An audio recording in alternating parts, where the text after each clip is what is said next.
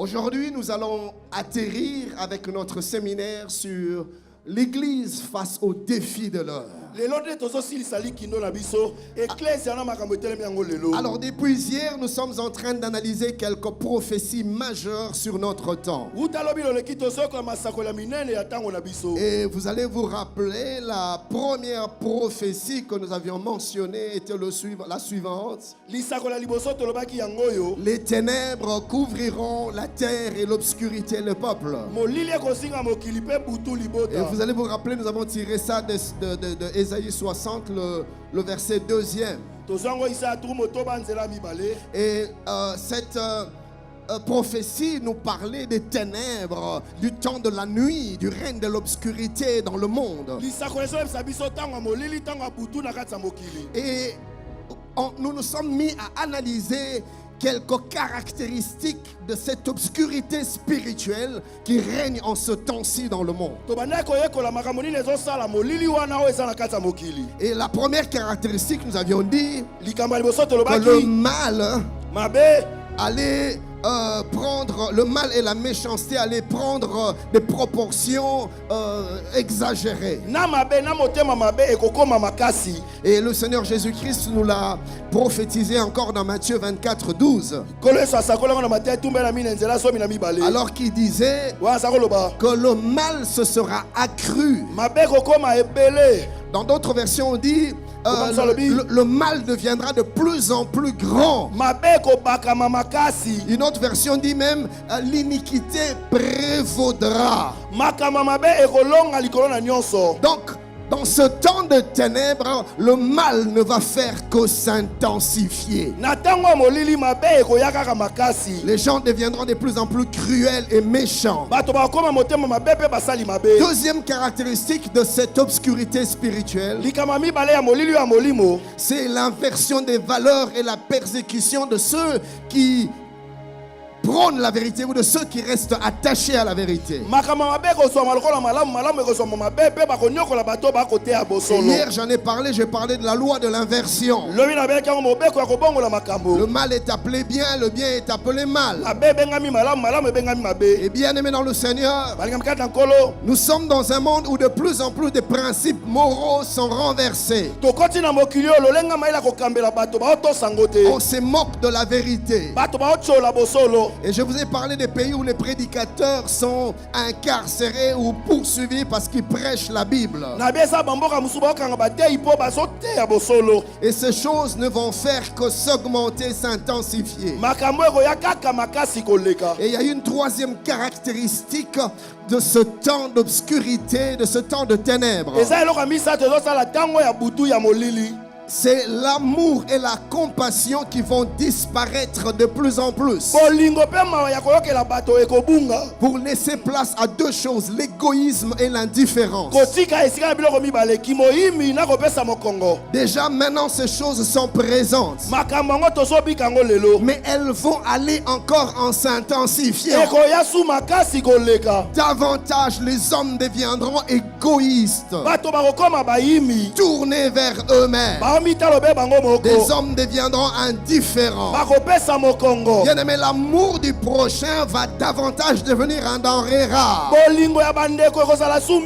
Et l'esprit de la nuit, l'esprit des ténèbres va imposer l'individualisme.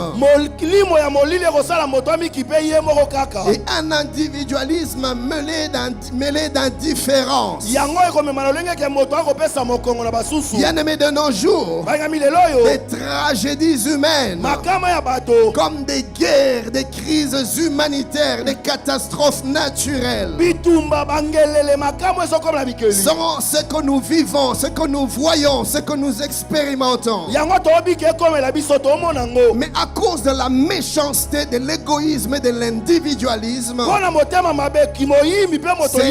ces choses ne sont devenues que des faits de société et rien plus. On est devenu indifférent. La souffrance, la peine et l'amertume de l'autre ne provoquent plus dans nos cœurs un véritable, un réel élan de compassion. C'est l'indifférence. Celui qui souffre à tes côtés ne touche plus ton cœur. L'indifférence dans le monde. Regardez ce qui se passe à l'est de notre pays. Pour des positionnements politiques. Ou encore à cause de la cupidité, le désir, l'avidité, l'amour de l'argent. L'homme est prêt à trahir, prêt à détruire, prêt à voler, prêt à violer, et sans remords. Aujourd'hui, bien aimé, les morts se comptent par centaines de milliers. Mais la soif de l'argent, la soif du pouvoir ont plongé l'homme dans une indifférence notoire. Les ténèbres et l'obscurité ont envahi le cœur des hommes. Regardez ce qui se passe dans notre société actuelle. Il y a de plus en plus de cas où vous voyez des personnes en train de filmer des agressions ou des accidents. Au lieu d'intervenir, ils passent leur temps à filmer.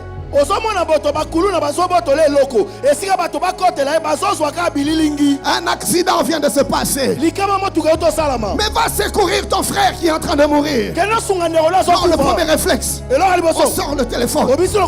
Pourquoi? On veut faire les buzz sur les réseaux sociaux. Insensibilité. Au lieu d'offrir une assistance à la victime, aux victimes, on est intéressé au nombre de vues qu'on aura dans sa page. Le cœur de l'homme est devenu méchant. L'amour et la compassion ont disparu. Et pas seulement dans le monde, même dans l'église. Que de division, de trahison au sein même de l'église. Que de rivalité au sein même de l'église. On sert le Seigneur par esprit de compétition. Il n'y a plus de véritable fardeau. Les cœurs des enfants de Dieu sont devenus infectés par l'esprit du monde. L'esprit de l'or, la perfidie, la fourberie, la sournoiserie remplit le cœur des chrétiens, même dans la maison de Dieu. On est devenus méfiants les uns les autres. On se méfie de son voisin qui prie à ce côté. Derrière le sourire se cachent des volontés malveillantes, des intentions nuisibles, des jalousies, des rancœurs, des animosités dans la maison de Dieu. Tu vas voir des frères d'une même église, et des fois même d'un même département, qui ne se parlent pas. Comment pouvez-vous prétendre servir Dieu ensemble alors que vous ne vous adressez pas à la parole? L'esprit du monde dans l'église, les ténèbres dans l'église, l'église du Seigneur. Allons-nous rester insensibles? Vas-tu rester insensible? Quel Dieu prétends-tu servir? Tu as une dent contre ton frère. Tu le sais. Il le sait. Et une dent que tu entretiens sans aucune volonté d'arranger, de pardonner. Les ténèbres dans l'église, des filles du temps de la fin, au lieu d'être une famille spirituelle, l'église est devenue un tribunal, un lieu d'accusation où on monte même des mensonges de toutes pièces. dans le but de ternir l'image de l'autre, de ternir la réputation de l'autre, tout simplement parce qu'on est jaloux. On a un sentiment bizarre qui te monte dans le cœur. Parce que Dieu a béni ton frère, parce que Dieu a béni ta soeur, et tu te sens mal. Et dans les coulisses, tu concoctes de plans et de dessins pour nuire, motivé par la jalousie. Et te voilà en train de propager de mauvaises rumeurs sur ton frère, de mauvaises rumeurs sur ta soeur, pour salir son image. Des enfants de Dieu qui le font, pas des païens, des chrétiens qui le font. Pourquoi nous nous entretuons les uns les autres? Pourquoi nous faisons-nous les mal les uns les autres? Ne sommes-nous pas une famille? L'esprit du monde est entré dans l'église. Les ténèbres sont entrées dans l'église. Que dire des empoisonnements? Des églises où des frères et sœurs se méfient les uns les autres. Certains se déplacent, se promènent avec leurs bouteilles d'eau, leur micro, leur fiole de miel. On ne sait jamais. Église du Seigneur, l'heure est arrivée où l'amour véritable doit revenir au milieu de nous. Suis-je en train de parler à quelqu'un? Merci, pasteur. Et on fait même des complots contre des pasteurs. Philadelphie, église. Ah, ok. Que dire des complots contre les brebis et le berger plutôt? Des chrétiens qui fomentent des complots contre leur propre pasteur. Peut-être pas le pasteur de ton église, mais un pasteur quelque part. Et tu n'hésites pas à mettre en place des stratégies pour saboter son image, discréditer l'homme de Dieu. Certains vont même jusqu'à propager de mauvais, quelquefois même de faux témoignages dans les buts de nuit. Dans les réseaux sociaux, regardez les attitudes des chrétiens. Dès qu'il y a une rumeur contre un homme de Dieu, c'est les chrétiens qui commencent. Pasteur, écoute, c'est des enfants de Dieu qui commencent. Et ils partagent. Bien-aimé, j'ai décidé de ne pas partager les mauvaises nouvelles. Une critique contre un frère, une soeur, une mauvaise rumeur, un mauvais témoignage, ça ne passera pas par moi. Je ne partagerai pas ce genre de vidéos où on critique les hommes de Dieu, où on critique l'église, l'église du Seigneur. Ou soit nous travaillons pour l'avancement de l'église, le nom de Dieu sera glorifié, ou soit nous travaillons pour la destruction de l'église. Et c'est le diable qui va se frotter les mains. Que dire des hommes de chrétiens qui découpent des séquences, des morceaux de vidéos ou des audios de prédication et qui donnent à ces séquences un sens qu'elles n'avaient pas, dans le but de discréditer l'homme de Dieu. Les ténèbres dans l'église, l'obscurité dans la maison de Dieu. Que dire des pasteurs qui font du mal à leurs brebis? La méchanceté dans la maison du Seigneur. Oh homme de Dieu, au lieu de paître les brebis, de les enseigner, de protéger les troupeaux du Seigneur, certains pasteurs jalousent même le don que Dieu a placé dans leurs brebis. Et ici, ils vont jusqu'au même à placer des obstacles pour que les brebis n'évoluent pas, ne percent pas. Ils empêchent même leurs propres brebis d'exercer certains dons dans l'église. Non, ce frère a un don de la parole. Il ne faut pas trop lui donner le micro. Le pasteur a peur qu'on lui fasse de l'ombre. Le pasteur a peur qu'on lui fasse des clips. Il veut maintenir sa seule influence dans l'église. Et il écrase ses fils. Et il tue ses propres filles. Il les empêche de percer le ministère. Mon ami, Dieu ne nous a pas appelés à bâtir des empires autour de nous. Dieu nous a appelés à travailler pour l'expansion de l'église. L'œuvre de Dieu doit évoluer. L'œuvre de Dieu doit avancer. Merci, pasteur. Plaise à Dieu que tous mes pasteurs deviennent 10 fois, 20 fois, 100 fois mieux que moi, qui prêchent mieux que moi, qui soient plus puissants que moi, qui aient plus d'impact que moi. Si même Jésus-Christ lui-même a dit, les disciples feront mieux que les maîtres, feront plus que les maîtres.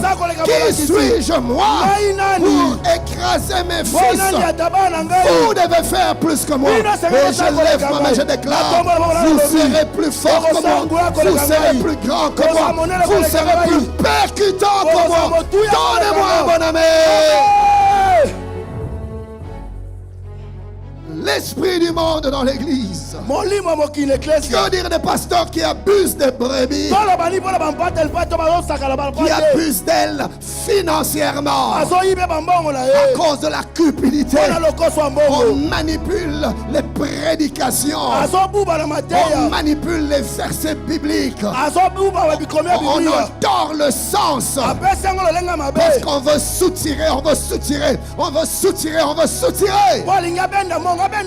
L'esprit du monde, cruauté, méchanceté, égocentrisme, individualisme dans la maison de Dieu.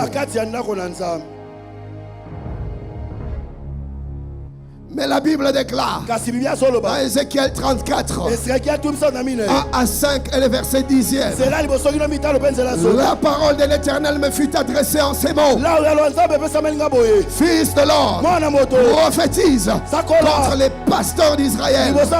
Prophétise et dis-leur aux pasteurs: ainsi parle le Seigneur, l'Éternel. Malheur aux pasteurs d'Israël qui se paissaient eux-mêmes. Au lieu de paître les brebis, nous nous paissons nous-mêmes.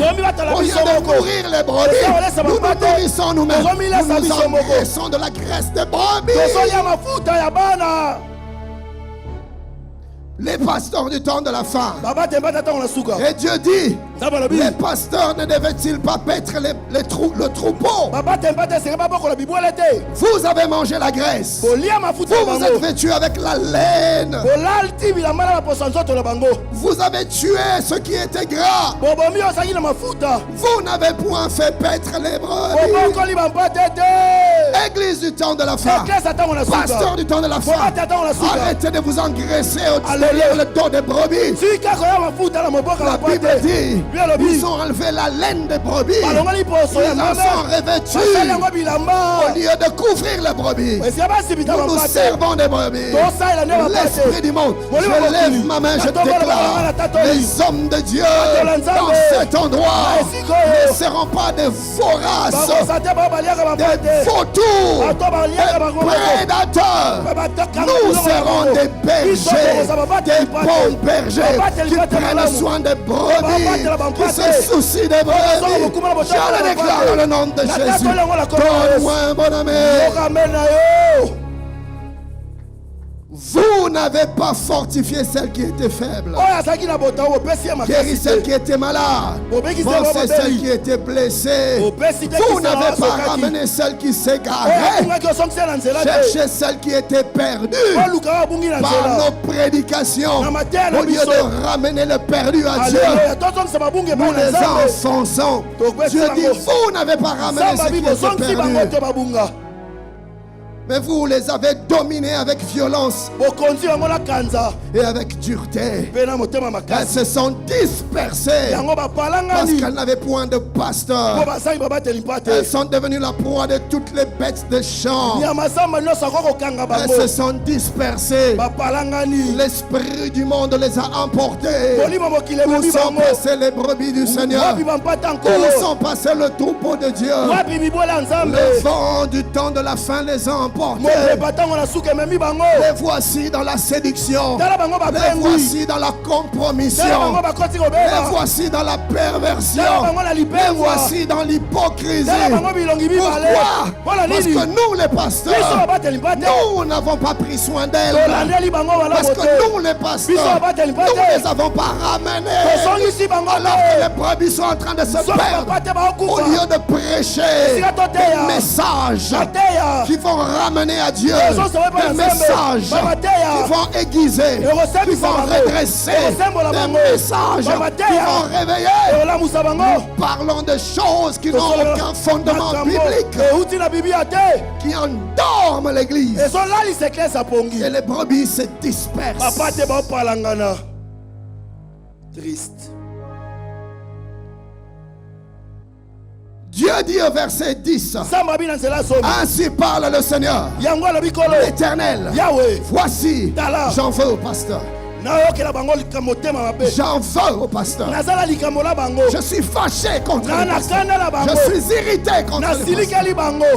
Pasteur du temps de la fin, je suis venu te dire ce soir, Dieu t'en veut. Dieu nous en veut. Dieu nous en veut. Car en ce temps-ci, alors que les ténèbres n'arrêtent pas de s'intensifier, alors que l'obscurité devient de plus en plus épaisse, au lieu de prêcher et de préparer l'église à la rencontre de l'époux, nous les distrayons. Nous les distrayons. Nous leur vendons des illusions avec un pseudo-spiritualité sans aucun fondement biblique.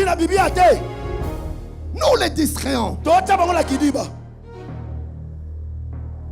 Dieu dit, j'en veux au pasteur. Prophétisant sur l'obscurité spirituelle. Le temps de la fin, l'apôtre Paul pouvait dire dans 2 Timothée 3, 1 à 5, sache que dans les derniers jours, il y aura des temps difficiles, des temps compliqués.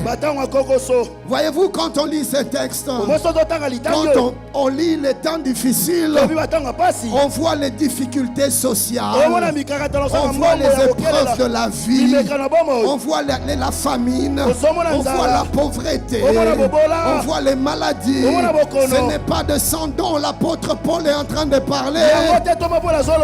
Dans les derniers jours, il y aura des temps difficiles. C'est-à-dire des temps compliqués. C'est-à-dire des temps mauvais.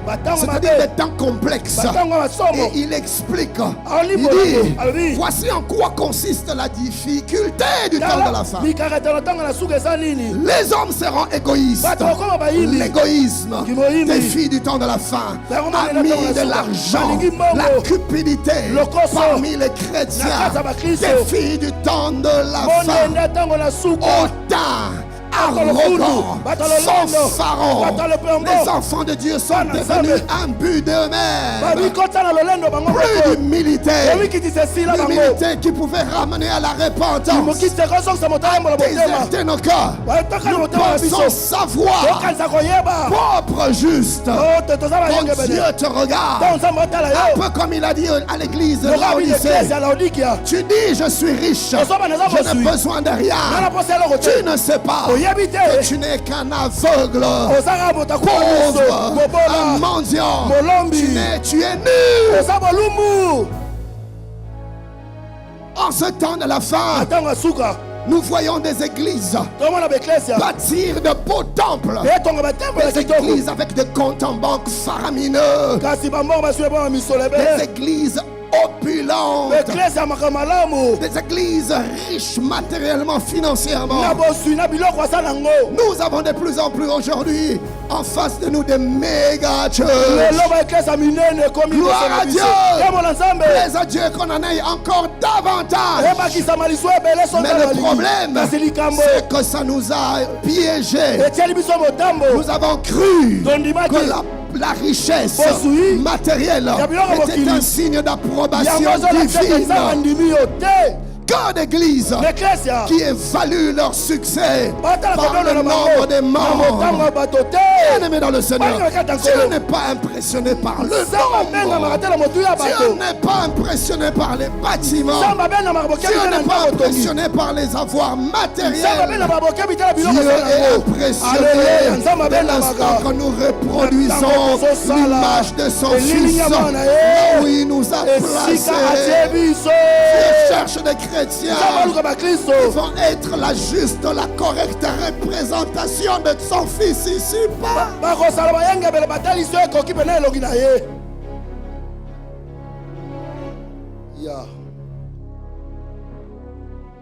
Blasphémateurs, rebelles à leurs parents, ingrats.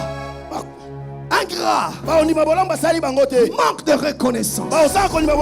Quand je pense quelquefois au degré d'ingratitude qui nous caractérise, je suis sidéré,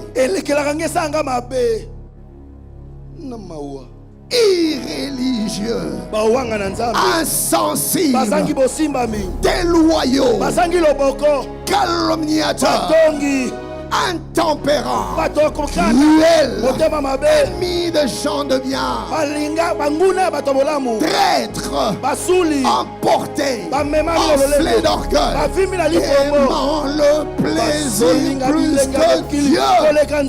Je vais y revenir tout à l'heure. Ayant l'apparence de la piété, mais ce qui en fait la force. L'apôtre dit, il n'y a qu'une seule chose à faire. Éloigne-toi de ces gens.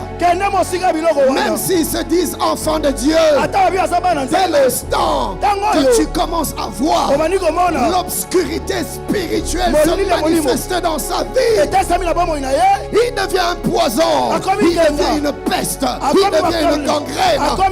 Éloigne-toi. Bien-aimé, je l'avais dit, je pense le deuxième jour. C'est le temps où l'église doit se positionner. Deuxième jour. Position. Dès qu'à côté de toi, tu te rends compte que la personne à qui tu étais attaché, la personne que tu fréquentais, devient influencée par l'esprit du monde. L'apôtre dit, déconnecte-toi, détache-toi, éloigne-toi. Il dit par ailleurs, l'apôtre Paul dit par ailleurs, ne vous y trompez pas. Ne vous y trompez pas. Ne vous y trompez pas. Les mauvaises compagnies corrompent les bonnes mœurs. Que des chrétiens qui ont été compromis aujourd'hui à cause des mauvaises influences, des mauvaises fréquentations, des mauvais environnements. L'apôtre dit, éloigne-toi de ces gens-là. Là où il y a l'esprit du monde, on se retire. Jésus dit, quelle part y a-t-il entre la lumière et les ténèbres, entre Dieu et Bélial? Il dit, ne vous mettez pas avec les infidèles sous un joug étranger. Pas d'amitié. La légèreté nous a tellement envahi, inondé, que tu vas voir des chrétiens, des chrétiennes. Celui-là est mon ami. Un grand ami à moi, une grande amie à moi, mais une païenne, invétérée, un païen avec P majuscule. Quelle part as-tu avec les ténèbres? Il n'y a pas de rapport entre la lumière et les ténèbres.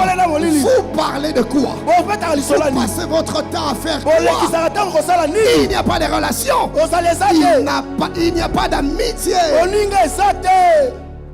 Merci, pasteur. C'est la légèreté qui nous a caractérisés, qui fait qu'aujourd'hui les enfants de Dieu, c'est mon ami avec les païens. Et ce qui est bizarre, c'est que ça ne te choque pas. Donc Monguna si a travaillé mon thème au point qu'on normalisa yango. L'ennemi a travaillé ton cœur jusqu'à ce que tu le trouves normal. L'esprit du monde. L'esprit du monde. L'esprit du monde. L'esprit du monde. L'obscurité spirituelle. L'obscurité spirituelle. L'obscurité spirituelle. Merci, pasteur.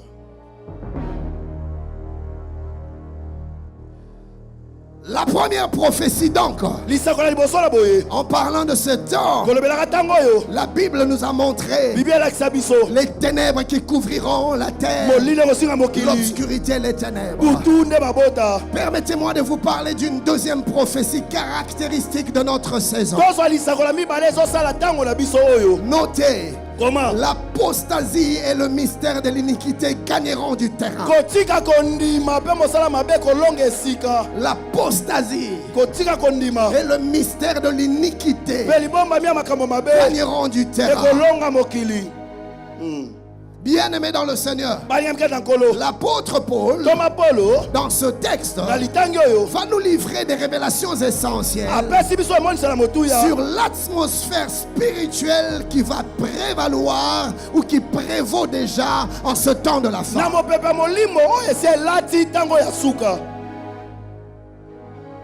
Et ces révélations concerne à la fois des réalités du monde, mais aussi des réalités de l'Église. Merci. Donc, ce que je vais nous parler aujourd'hui, c'est des influences spirituelles qui se passent d'une part dans le monde et d'autre part dans l'Église. L'Église des derniers jours, la dernière heure du temps de la fin. Lisez avec moi 2 Thessaloniciens 2, 3 à 7. La Bible déclare que personne ne vous séduise d'aucune manière, car il faut que l'apostasie soit arrivée auparavant et qu'on ait vu paraître l'homme du péché, le fils de la perdition, l'adversaire qui se lève au-dessus de tout ce qu'on appelle Dieu ou de ce qu'on adore, jusqu'à s'asseoir dans le temple de Dieu se proclamant lui-même Dieu.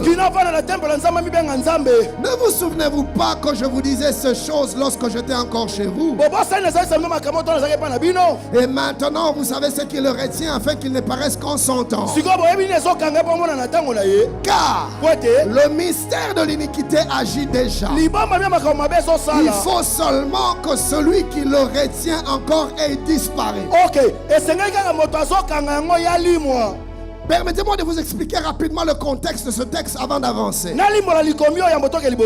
y avait des rumeurs, des bruits, un type d'enseignement qui était donné du temps de l'apôtre Paul et qui perturbait la foi des chrétiens. Cet enseignement disait quoi? La fin de temps est déjà maintenant. La fin du monde est déjà pour maintenant. Et les chrétiens étaient ébranlés, perturbés, dérangés. Et l'apôtre Paul vient fixer ces erreurs hérétiques, ces erreurs doctrinales. Il dit que personne ne vous trouble. La fin du monde, ce n'est pas encore pour maintenant. Parce qu'avant que la fin du monde ne vienne, il y a un certain nombre de choses qui doivent arriver avant. Aussi longtemps que vous n'avez pas encore vu ces choses arriver, sachez que la fin du monde n'est pas encore pour maintenant. Et parmi les choses que l'apôtre Paul cite, il dit, nous devons voir l'apostasie s'installer. Il dit, vous allez voir un homme se lever, celui que l'on appelle l'impie, l'homme du péché, le fils de la perdition, l'antichrist, il va se lever, s'établir sur la terre et dominer le monde. Mais il y a une deuxième chose que l'apôtre Paul cite. La première en ce qui nous concerne, retenez, il dit l'apostasie doit d'abord arriver. Et deuxième chose, il dit le mystère de l'iniquité va se révéler puissamment. Mais il est déjà opérationnel. L'esprit de l'iniquité c'est quoi? L'apostasie c'est quoi? Ce sont deux choses qui caractériseront, ou plutôt qui caractérisent déjà le temps de la fin, le temps dans lequel nous sommes. Dans le passage que nous venons de lire, l'apôtre Paul attire donc notre attention sur ces deux réalités. Deux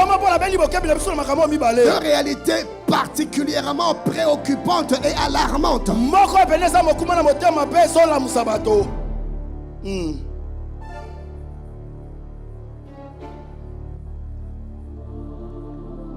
Ces deux choses, l'apostasie et le mystère de l'iniquité, seront en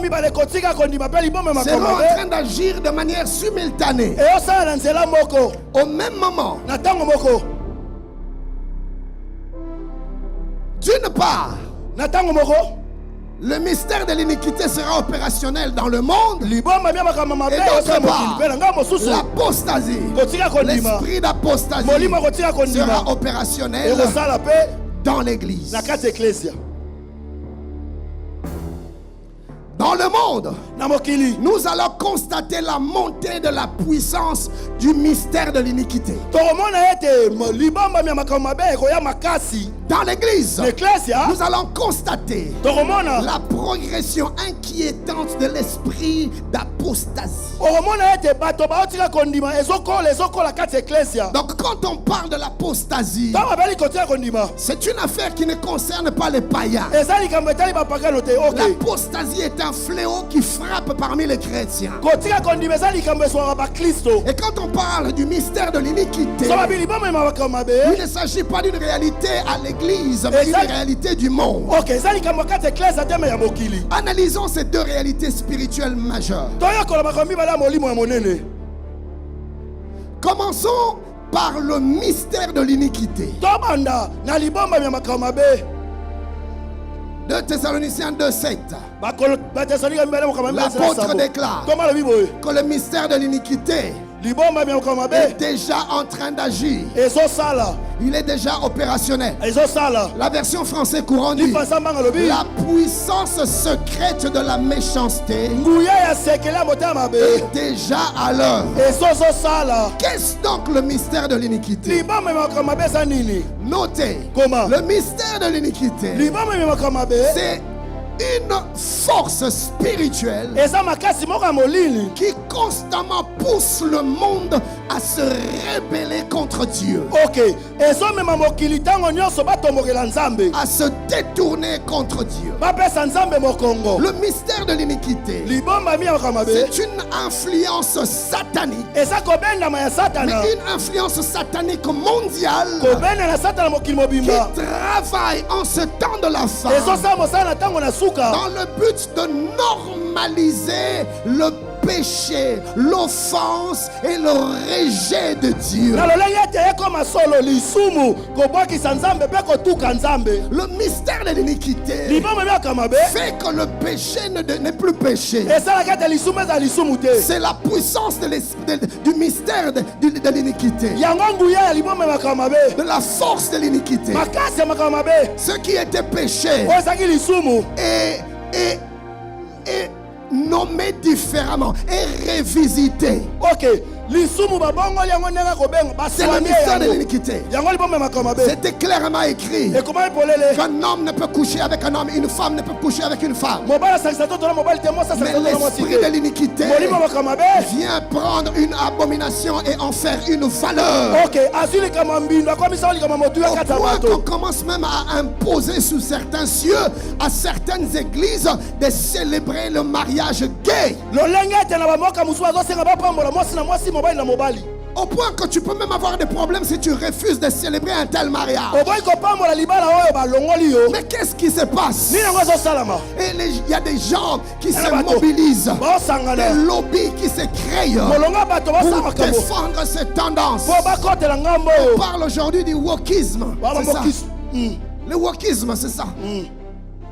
Où on défend des abominations. On parle aujourd'hui des mouvements de genre, des genders, mais d'une manière très biaisée. La liberté de genre. Et ça se répand. Aujourd'hui en France, il y a un projet où on veut voter une loi. Je ne sais pas si c'est déjà voté. Et la loi dit ceci, que tout enfant à partir de 16 ans a le droit de choisir son sexe. Et s'il est une fille ou un garçon et qu'il décide de devenir une fille, et là où il a le droit d'aller se faire opérer sans l'autorisation parentale. Et le projet de loi dit ceci: tout parent qui osera s'interposer se verra arracher son enfant. On donnera l'enfance au service social. Ça, c'est l'esprit de l'iniquité qui opère déjà. Voyez-vous, le diable est un menteur. Il y a quelques semaines en arrière, j'ai suivi un document d'un homme qui s'est fait opérer et qui est devenu une femme. Alors il dit: mais pourquoi on ne m'a pas dit avant? Je suis en train de vivre des choses inimaginables. Je n'ai plus de plaisir sexuel. Je n'ai plus d'orgasme. Je ne trouve plus rien. J'ai perdu ma sensibilité sexuelle. Ça, on ne m'avait pas dit. Je ne sais plus jouir. Ça, on ne m'avait pas dit. Et voyez-vous, frère, on ne peut contraindre la nature. Dieu t'a créé homme. Tu es un homme. Qu'est-ce qui se passe? Quand tu es un homme, quand ton père, on te place un semblant d'organe féminin à la place. Vu que ton corps est un corps d'homme, le corps a constamment tendance à se refermer parce qu'il voit cela comme une plaie et il a tendance à se refermer. Et ce monsieur disait: mais ça, les médecins ne nous disent pas. Ils ne nous disent pas. Si j'avais su avant, j'allais garder mon pénis. Si j'avais su avant, je ne serais pas opéré. Mais ils ne vous diront pas. Parce qu'il y a une intention de nuire. Savez-vous qu'aujourd'hui, une femme enceinte ne peut pas prendre n'importe quel médicament? Pas seulement parce que chimiquement ou biologiquement, ces médicaments vont réagir contre la grossesse. Mais la méchanceté des hommes, ils ont mis en place certains médicaments qui sont à la portée de tout le monde. Des médicaments avec des composants chimiques qui influent sur les hormones du bébé dans le ventre de la femme enceinte. Au point que si tu prends ce médicament, ça change les hormones de ton enfant. Et si c'est un garçon, ça va les féminiser. Le petit garçon aura des tendances de fille. Mais ce n'est pas sa volonté. Les médicaments comme maman prenait, intentionnellement fait et conçu pour détruire l'humanité. L'esprit de l'iniquité agit déjà. Le diable opère déjà. Il travaille. Et pendant ce temps, l'Église se permet d'être. Voyez-vous, mes amis, le mystère de l'iniquité normalise le péché.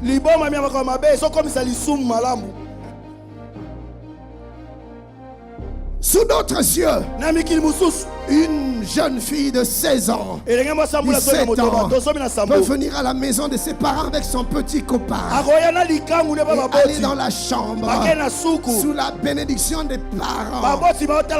Et la maman aussi qui vient avec les préservatifs, les condoms. Chérie, n'oublie pas ça.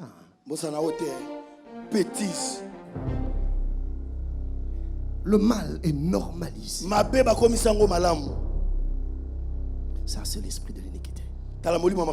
Mais écoutez-moi, le mystère de l'iniquité prépare le cœur des hommes à quelque chose. Il y a un système mondial qui est en train d'être mis en place. Et ce système mondial va accueillir l'impie, le fils de la perdition, l'antichrist qui se lève au-dessus de tout ce qu'on appelle Dieu ou de ce qu'on adore. Et vu que cet homme doit venir régner sur terre,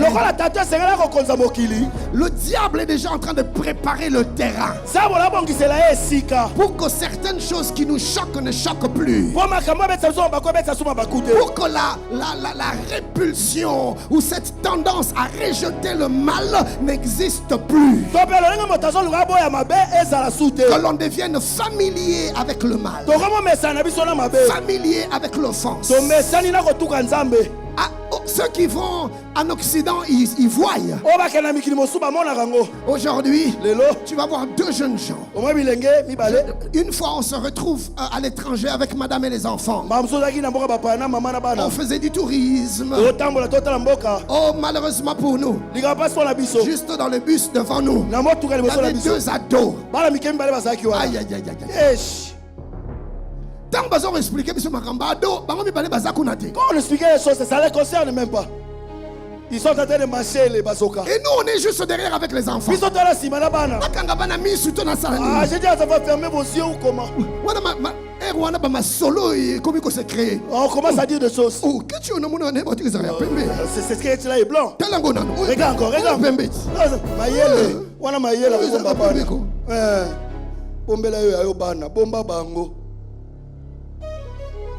La tendance à normaliser les choses ignorables et abominables. De manière à ce que quand l'antichrist viendra, que cela ne choque plus personne. On voulait prendre des vacances dans un coin quelque part avec la famille. Alors je me suis renseigné sur ce coin-là. Un coin apparemment touristique. Ta pasteur avec les enfants.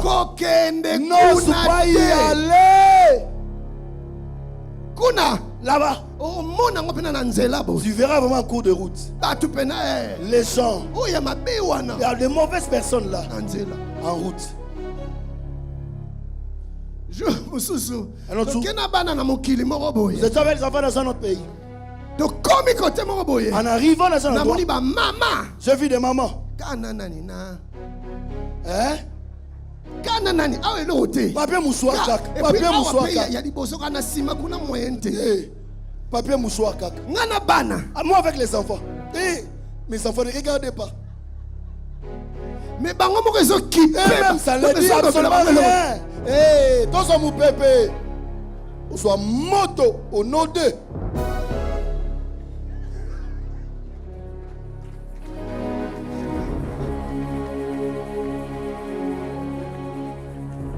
Qu'est-ce qui se passe? C'est l'esprit de l'antichrist. Que dis-je? Le mystère de l'iniquité qui est déjà en train d'agir. Préparer le terrain au règne de l'antichrist. Permettez-moi de vous donner quelques caractéristiques concrète de notre monde d'aujourd'hui. Le mystère de l'iniquité travaille pour amener les hommes non seulement à rejeter Dieu, mais aussi à une transgression consciente et volontaire, intentionnelle de toute loi divine. mobeko nyonso ya nzambe moto obuka yango ye moko ayebi aosala yango mpe na likanisi ya kobuka yango. Et nous sommes dans un temps toza na ntango oyo où l'homme ne pêche plus parce qu'il ignore la loi de Dieu, yoka moto osumuka te mpo asali koyeba te oyo eza lisumu, mais par un choix délibéré ye moko aponi asumuka d'offenser Dieu ya kotuka et nzambe d'aller à l'encontre des vérités bibliques. abuka babosolo ya biblia. Notez ces quelques caractéristiques. koma mwa makambo ezosala yango Nous allons assister, tokomona ou nous assistons, to tozomona je l'ai déjà mentionné, natangaki yango à la loi de l'inversion. mobeko akweyisa makambo kobalola makambo Une inversion des valeurs morales. kobalola makambo malamu esalaka bokotoli ya bato. Voyez-vous, comme je l'ai dit aujourd'hui en Occident par exemple, lelo ndakisa na mboka on misusu fait la promotion baotombola des lois qui criminalisent mibeko ezokotisa likama tout discours qui va à l'encontre de ce que les gens appellent liberté.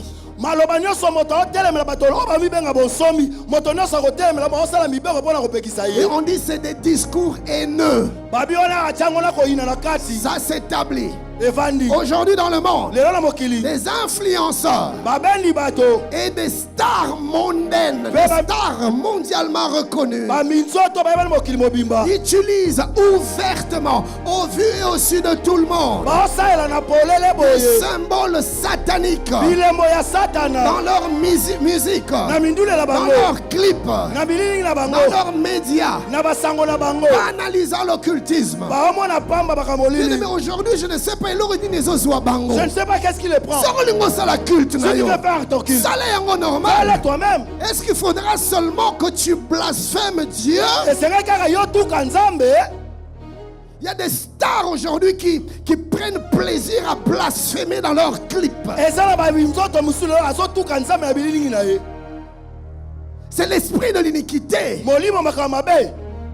Ils vont faire une image d'un Jésus homosexuel Basali elilingi ya Yesu asangisa nzoto mobali na mobali. qui embrasse un homme. Ayamba mobali moko bimemwe. Et c'est un clip. Awesome. Yes. Des gens chantent, des gens dansent. Bato bayamba baobina. Ils manifestent leurs signes sataniques d'occultisme publiquement. Basala bilembo na bango ezolakisa baza bato ya satana mpe bato ya molili. Et les jeunes par milliers, comme sous une, je sais pas moi, un esprit d'aveuglement, ils sont là. Omoi mpe babilenge ebele lokola bakambi basipi bango miso bazosepela bazokanga. Dernièrement en France, nous avons tous vu ce qui s'est passé Car lors des ouvertures des Jeux Olympiques. nakobanda milulu esangisaka mokili. Ils ont blasphémé Dieu. Batuki nzambe. C'est l'esprit de l'iniquité Molimo makambo mabe qui agit déjà. oyo azosala. Deuxième caractéristique, Ezali na mibale. une hostilité grandissante envers la foi chrétienne. Bato bakokoma kotelemela koboya makasi kondima bokristo. Bien-aimés, en Chine, Bayangami na Chine. des applications bibliques qui sont interdites. Biselo mosusu ya biblia bazopekisa bato Des basalela yango. chrétiens persécutés pour leur foi. Bakristo bazonyonga bango mpona kondima na En bango. France, La France. certains maires interdisent les crèches de Noël dans les espaces publics bazopekisa osala mbeto ya kobotama mbotama ya Yesu sous esika bato. prétexte de laïcité. oyo te eza kotika moto na motami ndimela ndenge amoni. L'esprit de l'iniquité. Molimo makambo mabe. Nous assistons à la montée d'une culture anti-chrétienne dans les médias et la société. ozomona so ozotala etandoke nde bato bazoboyaki bokristo. À Hollywood, Na Hollywood les séries télévisées, babilingi ya les bolimi plateformes de streaming besika qui bastreaming normalisent des valeurs opposées aux principes bibliques. ezoso makambo ya mabe bibi aboya ntango Ils malamu prônent l'occultisme. bazotombola Ils misala prônent molili la perversion. baotombola Le kopelwa relativisme moral. bozwa makambo nyonso malamu. C'est-à-dire toutes ces valeurs morales sont relativisées. Qui vous a dit qu'on doit seulement faire ça comme ça, pas comme ça? Pourquoi pas comme ça? On relativise. nani aloba na bosala ngo be basala boye te azwango ka nde omoneli. L'idéologie progressiste, anti-biblique. likanisi oyo makambo ezokende liboso eza na biblia te. C'est-à-dire qu'on doit évoluer dans nos pensées, on doit évoluer dans nos croyances, on doit évoluer dans nos idéologies. Une idéologie progressiste, mais anti-principe biblique.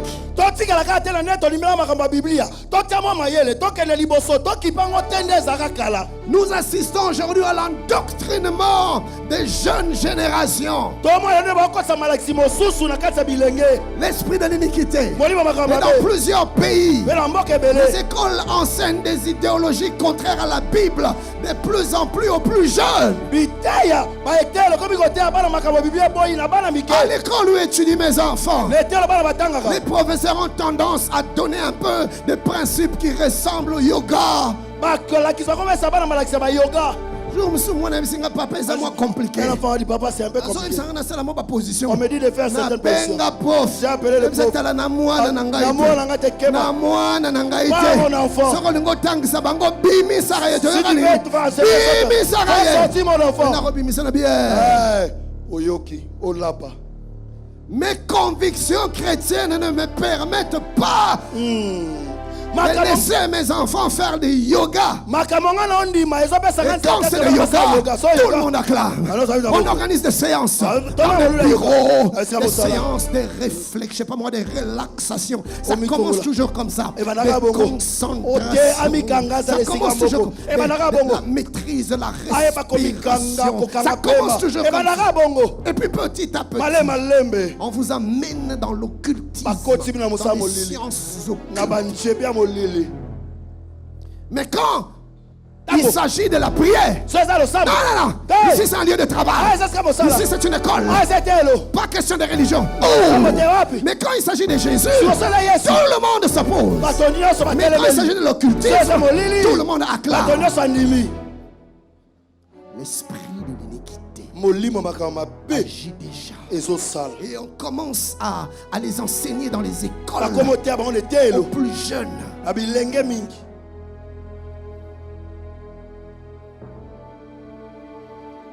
Troisième caractéristique de l'esprit de l'iniquité, ou plutôt troisième manifestation concrète, c'est noter une progression vers un gouvernement mondial sans Dieu. Un gouvernement mondial sans Dieu. Aujourd'hui, même l'Organisation des Nations Unies et d'autres organismes internationaux encouragent des politiques qui excluent Dieu.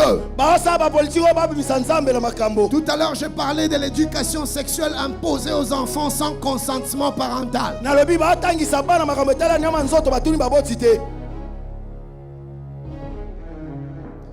Mais cela est en préparation d'un gouvernement mondial qui sera dirigé par l'Antichrist. Un chef d'État connu, il y a quelques mois en arrière, a publiquement reconnu que la bête était en route. La bête est en route. C'est inévitable. Nous allons vers un nouvel ordre mondial. L'esprit de l'iniquité agit déjà. L'ordre mondial que nous avions toujours connu, le système de pensée dans lequel nous avons toujours fonctionné, est en train de connaître une mutation au bénéfice des intérêts du diable. Et c'est sous nos yeux que ces choses se passent. Mes amis, l'esprit de l'iniquité façonne un monde où Dieu n'a plus sa place. Où sont passés les cours de religion dans nos écoles? Chers parents, là où vos enfants étudient, à l'école maternelle, à l'école primaire, y a-t-il encore les cours de religion comme nous les avions autrefois? Sauf si c'est une école vraiment chrétienne. Mais dans des écoles publiques, on a enlevé tout ce qui parle de Dieu. On a enlevé tout ce qui parle de la Bible. On a enlevé Jésus. Pourquoi? L'esprit de l'iniquité est en train de préparer l'avènement de l'Antichrist. Et ça se passe sous nos yeux. Ça a été prophétisé. C'est le temps où l'église ne doit pas être distraite. Bien-aimé, au lieu de laisser tes enfants à longueur de journée devant la télé, suivant des dessins animés où on fait la promotion de l'homosexualité, prends le temps de leur parler des valeurs éternelles. Prends le temps de prier avec eux. Prends le temps de leur inculquer la pensée du Seigneur. Ainsi ils seront préparés à affronter les défis de l'heure. Mais si nous ne préparons pas la jeune génération, Thomas, l'obscurité spirituelle qui s'intensifie dans le monde va les emporter. On est devenus trop libéraux. Des parents qui disent non. L'enfant doit psychologiquement bien se développer. Il faut éviter des interférences psychologiques. Il ne faut pas tout interdire. Laisse à l'enfant de développer son propre jugement. Mais quel enfant parles-tu? Cet enfant de 6 ans, cet enfant de 7 ans, cet enfant de 10 ans, quelle capacité de faire un jugement responsable a-t-il, ce petit enfant? Il a besoin de ta direction. Il a besoin de ton orientation. Il n'a pas encore la maturité suffisante pour faire des jugements responsables. Mais les nouvelles tendances, c'est la liberté. J'ai suivi un acteur que nous connaissons. Je ne voudrais pas citer son nom. Ils ont élevé leurs enfants. Lui, c'est une grande star. Sa femme aussi était, je ne sais pas s'ils ont divorcé, ils sont toujours ensemble. Sa femme aussi, une grande star. Et ils se sont convenus. Ils vont élever leurs enfants dans la plus grande liberté. Ne jamais dire non aux enfants. Au moment où je vous parle, la fille est perdue. Le garçon travesti. Voyez, quand la Bible dit enseigne à ton enfant les voies de l'Éternel pendant qu'il est petit, quand il grandira, il ne s'en détournera. Mais Dieu sait de quoi il parle. Dieu sait quand il dit la folie est attachée au cœur de l'enfant. Le fouet l'éloignera de lui. Dieu sait de quoi il parle. Tu n'es pas plus intelligent que Dieu. Merci, pasteur. L'esprit de l'iniquité agit déjà. Mais l'esprit de l'iniquité agit dans le monde. Mais pendant ce temps, les ténèbres dans l'église se manifestent sous la forme de l'esprit d'apostasie. Et l'apôtre Paul en avait parlé toujours dans 2 Thessaloniciens 2:3. Il dit car il faut que l'apostasie soit arrivée auparavant. Et en ce temps de la fin, l'apostasie est déjà là. Qu'est-ce donc l'apostasie? L'apostasie, c'est l'abandon volontaire et délibéré de la foi authentique.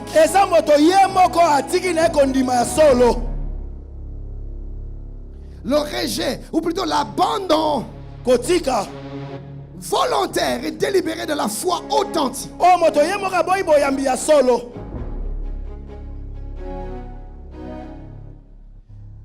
La différence avec l'apostasie, ce qui concerne les chrétiens, les chrétiens qui se détachent de la véritable foi biblique. La foi biblique qui nous enseigne la crainte de Dieu, qui nous enseigne la sainteté, qui nous enseigne la repentance, qui nous enseigne la fidélité, l'intégrité, qui nous enseigne le voie du Seigneur. Quand l'apostasie vient, l'apostasie se met à nous pousser à nous détacher de ces principes doctrinaux, de ces principes bibliques.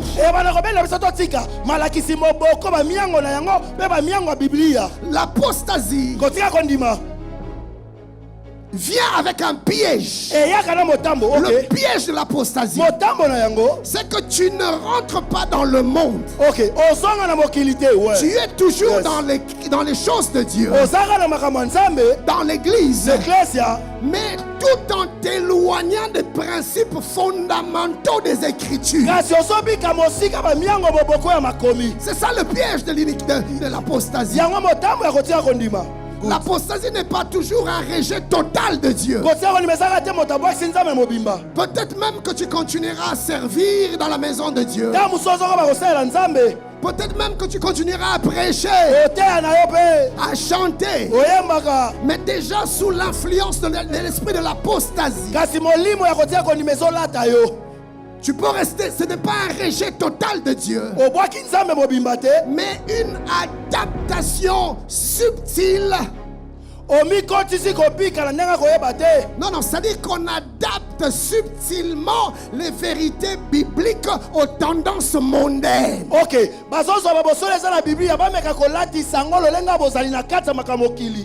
L'apostasie amène un vent, un souffle de séduction qui se manifeste par un éloignement subtil, un éloignement discret des dieux de la vie chrétienne authentique.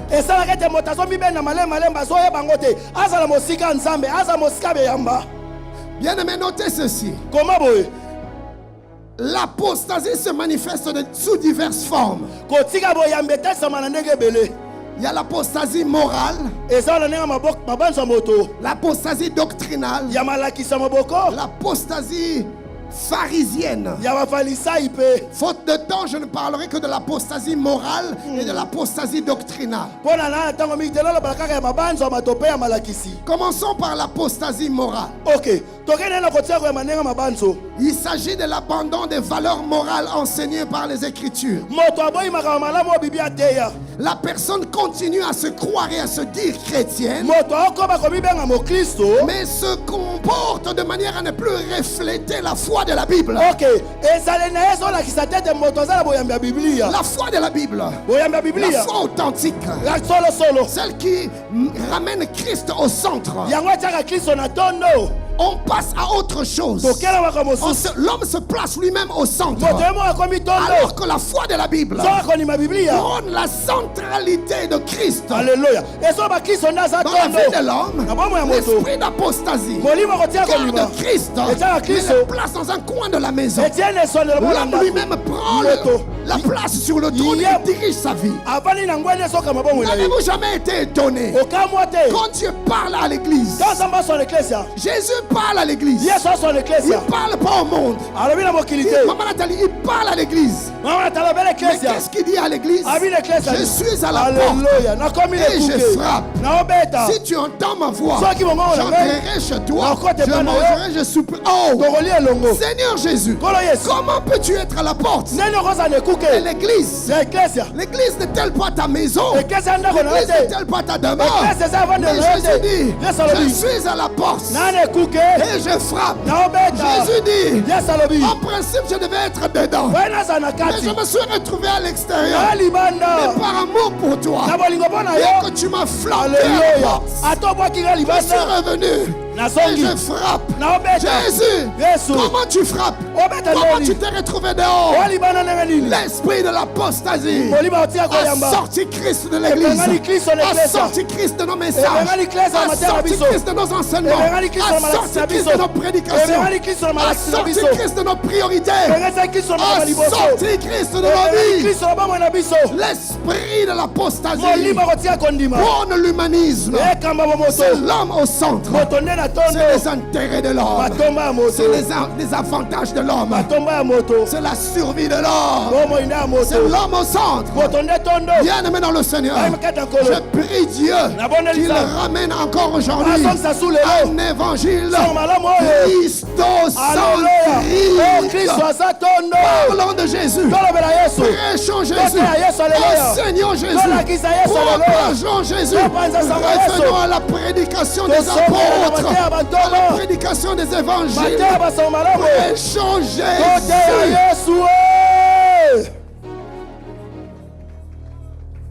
Malheureusement, Malheureusement, la séduction de l'apostasie a aveuglé les chrétiens, a aveuglé les prédicateurs. Et on parle de tout sauf de Jésus. Et cela engendre une race particulière de chrétiens. Je vais nous en donner 3 caractéristiques des chrétiens de ce temps influencés par l'esprit d'apostasie. Ils prétendent aimer Dieu tout en aimant secrètement le plaisir du monde. 2 Thessaloniciens 3:5, la Bible dit: ayant l'apparence de la piété, mais régnant ce qui en fait la force. Ils ont la forme de la chose de Dieu. Ils ont le langage de la chose de Dieu. Mais à l'intérieur, ils se sont déjà déconnectés de Dieu. Et ils vivent dans le plaisir du monde, dans le plaisir de la chair, tout en parlant de Jésus. C'est pour ça que Jésus a dit: ce n'est pas tous ceux qui disent Seigneur, Seigneur, qui hériteront le royaume des cieux, mais tellement qui crient Seigneur, mais tellement qui disent Seigneur, Seigneur. Jésus dit: ce n'est pas tous ceux qui disent Seigneur, Seigneur, qui hériteront le royaume des cieux. Seuls ceux qui font la volonté de mon Père. La foi authentique nous parle de la mort à nous-mêmes. La foi authentique nous parle du renoncement à soi. Nous devons mourir à nous-mêmes, mourir à nos ambitions, mourir à nos désirs, mourir à nos intérêts. Nous devons mourir afin que Christ vive en nous. Ce n'est plus ce que moi je veux, c'est ce que Dieu veut. Ce n'est plus ma volonté, c'est la volonté de Dieu. Même si ça me fait mal, le corps doit mourir. Les désirs de la chair doivent mourir. S'il faut que je pleure, je vais pleurer, mais mon corps va mourir. Amen. La foi authentique nous enseigne la croix. Malheureusement aujourd'hui, l'esprit d'apostasie a enlevé la croix de l'église. La croix est partie de l'église. On ne parle plus de la souffrance au nom de Jésus. On ne parle plus de pleurs à cause de Jésus. Tout ce qui nous rapproche de la douleur, on s'en écarte. On n'est plus prêt à souffrir pour Dieu. On n'est plus prêt à manquer pour Dieu. On n'est plus prêt à pleurer pour Dieu. On a enlevé la croix. L'esprit d'apostasie a enlevé la croix de l'église. On parle de la gloire, on parle de la percée, on parle de joie, de bonheur, de bénédiction, de matériel, de richesse. Et on s'arrête là. Bien-aimé, l'évangile de la Bible ne consiste pas qu'en des bénédictions matérielles. L'évangile de la Bible est basé et fondé sur la croix. Enlevons la croix de la Bible. La Bible ne nous servira plus à rien. Une foi sans la croix n'est pas une foi. La foi authentique, la foi authentique est basée sur la croix, sur la mort et la résurrection de Jésus. Voilà pourquoi l'apôtre Paul dit: si Jésus n'était pas mort, ma foi serait vaine. La foi est vide, la foi est vaine. Sans la mort, sans la croix, tu dois accepter de mourir. Jésus a dit: celui qui veut me suivre doit renoncer à lui-même, qu'il se charge de sa croix chaque jour de sa vie. Où est passée ta croix, mon ami? Où as-tu jeté ta croix? Tu n'es plus prêt à souffrir pour le Seigneur. Tu n'es plus prêt à perdre pour Dieu. C'est les gars, comment voir? Comment gagner? Comment avoir? Au point que quand Dieu te dit: non, ce n'est pas ma volonté, attends un peu, non Seigneur, moi je dois avoir, moi je dois gagner, moi je dois me marier, moi je dois avoir des enfants, moi je dois travailler. Et on trouve ses propres voies, et on cherche ses propres moyens. Parce qu'on ne veut plus de la croix. Jésus a dit, étroit est le chemin, resserrez la voie qui amène au ciel. Large est le chemin, spacieux est la voie qui amène à la perdition. L'esprit de l'apostasie a mené un évangile bon marché. Un évangile bon marché, moins cher. Un évangile de complaisance. Un évangile léger, sans la croix, spacieux, large, sans effort, sans rien abandonner, sans rien laisser, sans aucun prix à payer. Et on peut servir Dieu.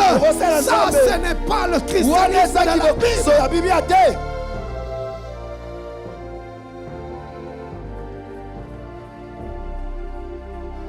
La Bible dit, cette voie de facilité, cette voie spacieuse et large mène à la perdition. Malheureusement, plusieurs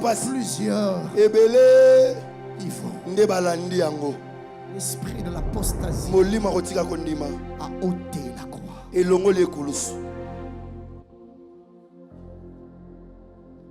Et nous voyons des enfants de Dieu vivre dans une vie d'immoralité sexuelle. Ils tolèrent et justifient le péché ouvertement.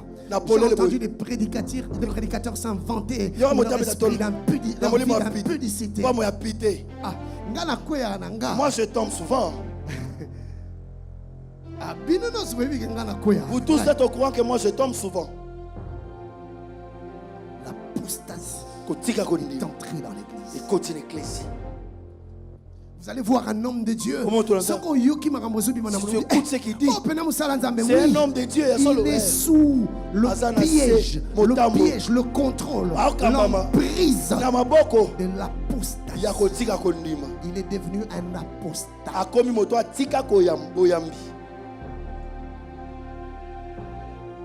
Et on se met à vivre en contradiction avec la pensée de Dieu.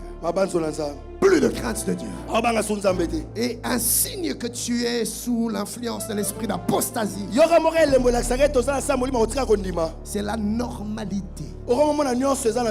C'est-à-dire que tu t'es éloigné de Dieu, mais tu n'en ressens plus les remords. L'apostasie t'a déjà atteint. Le venin est déjà dans ton système. Tu couches, mais tu ne ressens plus rien. Plus de douleur, plus de remords, plus de regrets. C'est un signe que le venin de l'apostasie est déjà en toi. Si tu ne te réveilles pas, il sera trop tard. Tu voles, tu trompes ta femme, tu trompes ton époux. Plus de remords. L'apostasie t'a visité.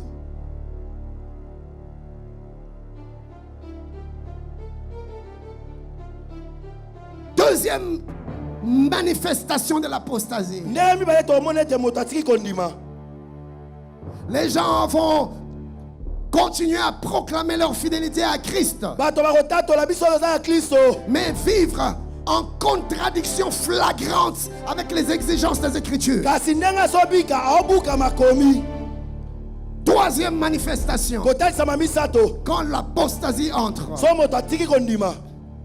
les personnes ou la personne va commencer à vouloir adapter la parole de Dieu à ses désirs plutôt qu'à soumettre ses désirs à la parole.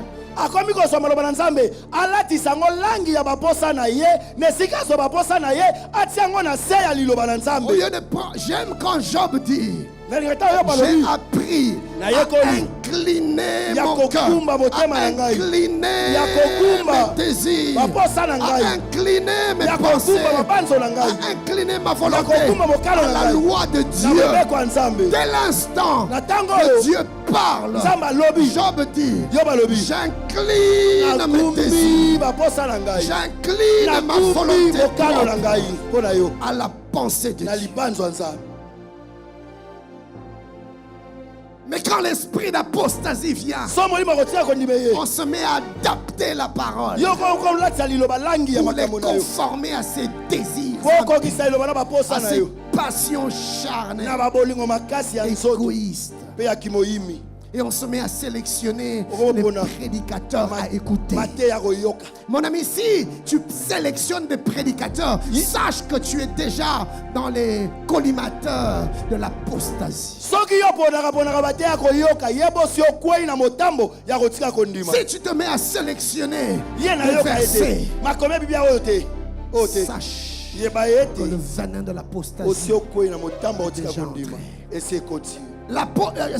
David pouvait dire: oh Dieu, sonde mon cœur au plus profond de moi.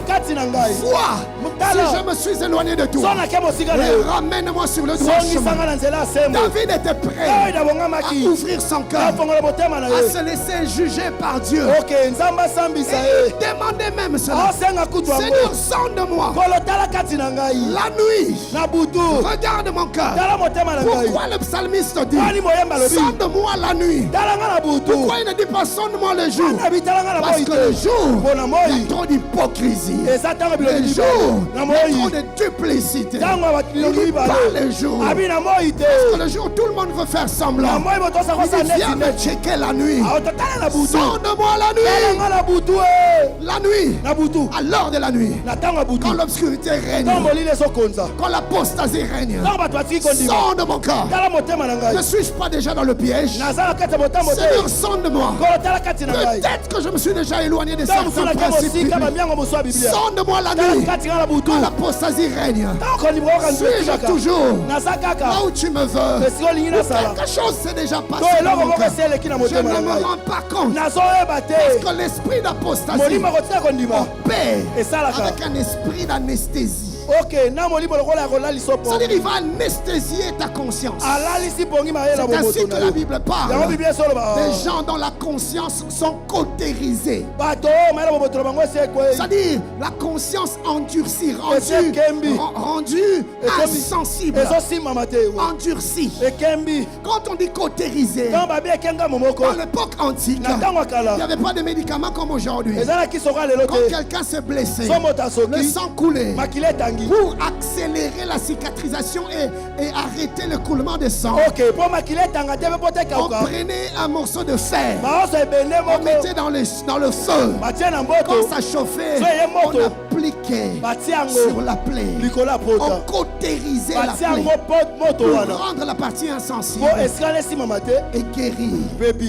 Voilà, quand l'apôtre Paul maintenant dit que leur conscience était cautérisée au fer rouge, c'est-à-dire leur conscience est devenue insensible. L'apostasie vient avec l'anesthésie qui rend ta conscience intelligente. Et l'apôtre dit: ils ont l'intelligence obscurcie. L'intelligence obscurcie par l'obscurité spirituelle, l'esprit d'apostasie. Dans l'église, plusieurs frères et sœurs ont l'intelligence obscurcie. Ils ne savent plus distinguer le bien du mal. Ils ne savent plus identifier la présence du mal dans leur cœur. Quand les choses ne sont plus normales, ils ne les sentent pas. Ils vivent dans des choses inimaginables. Ils s'en aperçoivent pas. L'apostasie. Ils aiment le monde et la mondanité. 1 Jean 2,15, la Bible déclare: n'aimez point le monde, ni les choses qui sont dans le monde. Si quelqu'un aime le monde, l'amour du Père n'est point en lui. L'apostasie nous ramène à l'amour du monde. On commence à aimer encore, à aimer à nouveau des boîtes de nuit. Chrétiens qui ont des boîtes de nuit. Un chrétien qui va dans une boîte de nuit. Et il faut se relaxer. Il faut se déstresser. Et tu vas les voir dans des lumières, dans plusieurs sortes de lumières. Dans des boîtes où il ne fait pas très, très clair. Pourquoi dans des boîtes de nuit il fait toujours noir? Mais c'est le règne des ténèbres. Comment cherches-tu la lumière dans les ténèbres? Même le nom ne te parle-t-il pas? Boîte de quoi? Boîte de nuit, linzanza ya butu, boîte de ténèbres, ya molili, boîte d'obscurité. ya moindo. Ce n'est pas une place pour toi. Qu'est-ce Qu'est-ce que tu vas faire dans des boîtes de ténèbres? L'apostasie. L'apostasie. L'apostasie. L'apostasie va te ramener dans le mur. Sache que l'amour du monde, inimitié contre Dieu. Je prie que tu sortes de ça. Amen. Jacques dit dans Jacques 4:4, adultère que vous êtes, ne savez-vous pas que l'amour du monde est inimitié contre Dieu? Celui donc qui veut être ami du monde sera ennemi de Dieu. Soit tu es ami de Dieu et tu t'éloignes du monde, soit tu aimes le monde et tu t'ériges en ennemi de Dieu. L'apostasie transforme des chrétiens en ennemis de Dieu, des pasteurs en ennemis de Dieu, des prédicateurs en ennemis de Dieu, des chantres en ennemis de Dieu. Vous allez le voir chanter, ils chantent Jésus, mais le cœur changé en ennemi de Dieu. Vous allez les voir prêcher ennemi de Dieu, mais vous allez le savoir. Pourquoi? Comment? Il y a des choses qu'il ne prêchera pas, il y a des vérités qu'il ne dira pas. Il ne prêchera pas la sainteté, il ne prêchera pas la crainte de Dieu, il ne prêchera pas la sanctification, il ne prêchera pas la consécration. Pourquoi? L'apostasie a pris place dans son cœur. Il prêchera la terre, il prêchera la satisfaction personnelle, il prêchera le développement personnel. L'apostasie est entrée dans l'église. Et puis il y a ce deuxième type d'apostasie, l'apostasie doctrinale. L'apostasie doctrinale se caractérise par le rejet de la doctrine, le rejet des vérités bibliques fondamentales. Et on en arrive à corrompre le message de l'évangile. Cela se traduit par une altération des doctrines essentielles. Des doctrines telles que la repentance, la sainteté, la seigneurie de Christ, la croix. On altère ce genre de vérité. On les dort.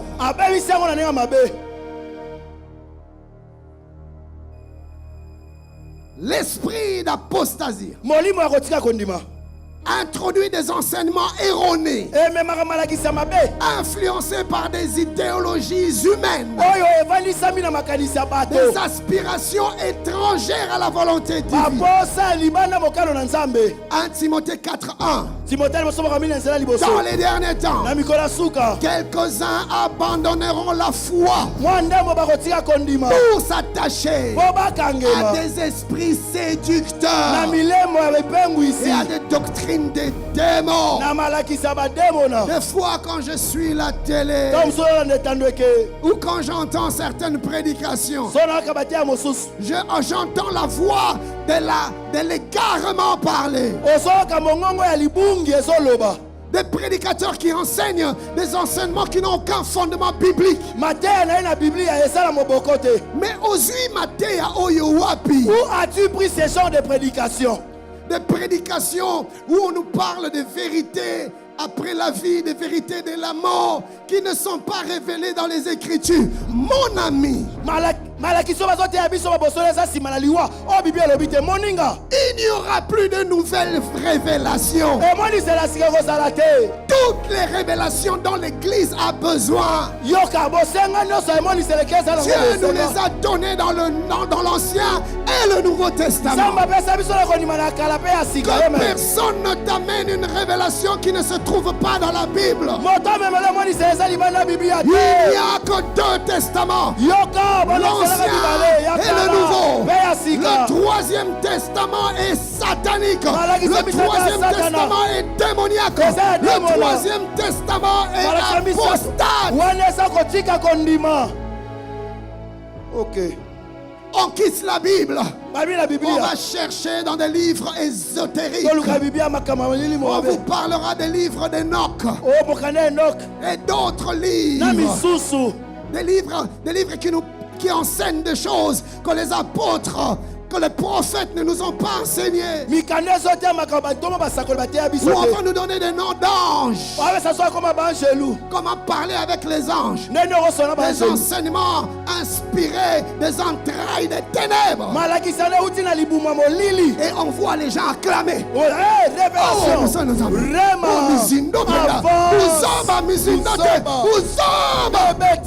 Ce n'est pas de la profondeur. Je vois des chrétiens, c'est la meilleure pasteur. C'est la révélation. Ce n'est pas la révélation. C'est l'apostasie. C'est l'apostasie. C'est l'apostasie. C'est l'apostasie. Galates 1, 6 à 7, la Bible déclare. Je m'étonne que vous vous détourniez si promptement de celui qui vous a appelé par la grâce de Christ pour passer à un autre évangile. Non pas qu'il y ait un autre évangile, mais il y a des gens qui vous troublent, et qui veulent renverser l'évangile de Christ. Nous voyons de nos jours des églises et des prédicateurs qui autrefois étaient très attachés à la Bible. Désormais, ils tolèrent des comportements que Dieu désapprouve. Des églises dites chrétiennes qui encouragent aujourd'hui des pratiques telles que l'avortement, l'homosexualité, sous prétexte d'inclusivité. Inclusivité. L'inclusivité n'est pas biblique. L'inclusivité n'est pas biblique. Ce n'est pas à nous d'étendre nos limites. Accueillir plusieurs. Non. On reste dans les limites des Écritures. Tu veux marcher avec Dieu, c'est à toi de t'inscrire dans les limites bibliques, dans les limites de la doctrine. Nous ne prêcherons pas l'inclusivité. Arche de Noé. Non, l'arche de Noé n'a accueilli que ceux qui avaient cru au message que Dieu avait donné à Noé. L'arche de Noé n'a pas accueilli les impurs, les inconvertis, les incrédules qui avaient refusé d'entendre la parole. Ils sont morts dans les débuts. Quelle arche de Noé est-il? Quelle arche de Noé êtes-vous? Inclusivité. Apostasie, oui. Apostasie. L'arche de l'apostasie, oui. C'est l'arche de Noé. C'est l'arche de l'apostasie.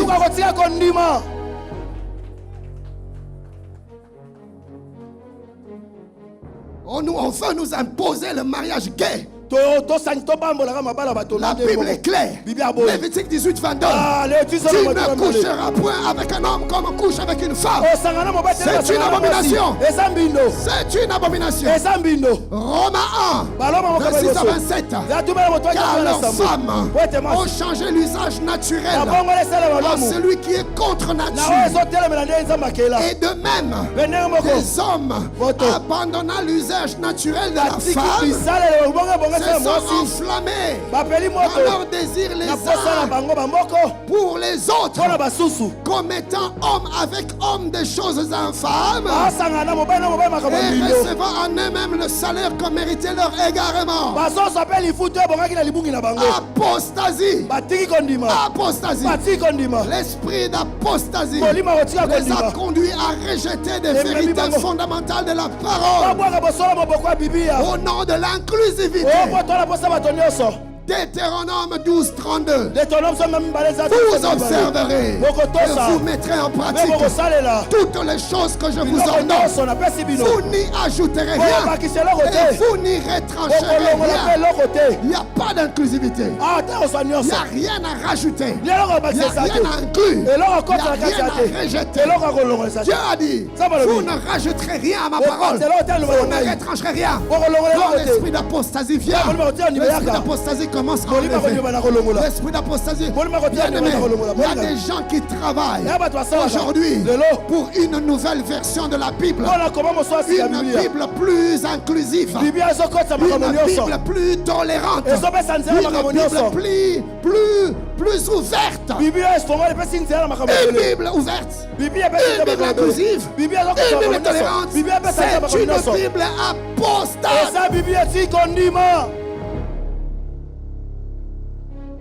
Galates 1. 8 à 9. L'apôtre dit, mais quand nous-mêmes, quand un ange du ciel annoncerait un autre évangile que celui que nous vous avons prêché, il soit anathème, il soit maudit. Nous l'avons dit précédemment et je le répète à cet heure.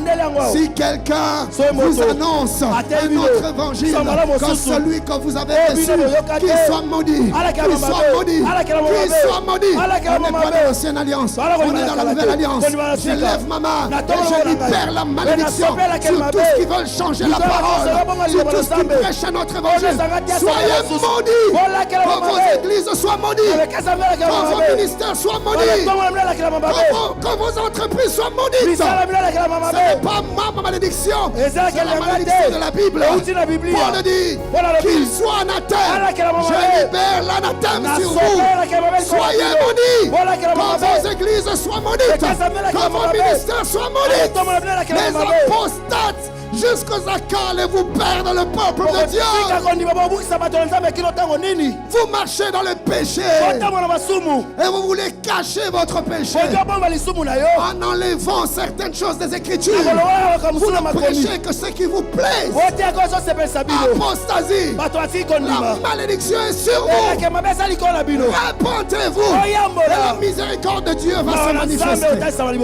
Amen.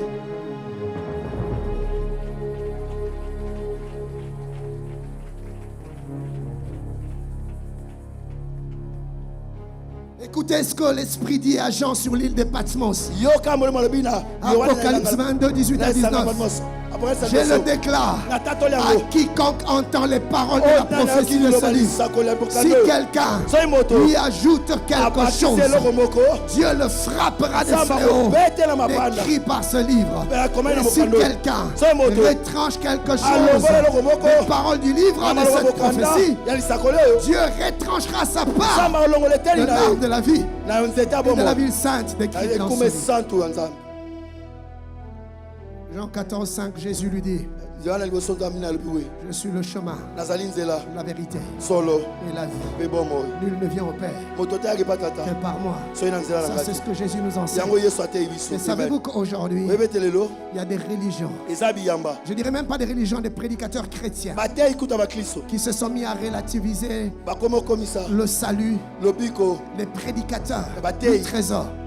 Somme des dieux chrétiens qui commencent à prêcher aujourd'hui qu'à part Jésus, les autres religions aussi qui sont intègres, qui marchent vraiment selon la loi, qui respectent vraiment les principes de la vie, ils vont aller au ciel. Ils le prêchent. Ils ont remis en question l'exclusivité du salut par le nom de Jésus. La Bible déclare dans Acte 4, 12, il y a de salut en autre nom, car il n'y a sous le ciel aucun autre nom qui a été donné par les hommes parmi lesquels nous devions être sauvés. Seul le nom de Jésus sauve. Mais l'apostasie aujourd'hui est entrée dans l'Église. Et plusieurs, même grands hommes de Dieu, à relativiser l'exclusivité du salut. Oh non, le bico et Ils aussi sont intègres. Dieu a pitié d'eux. La miséricorde de Dieu, c'est seulement dans le chemin de Jésus. Amen.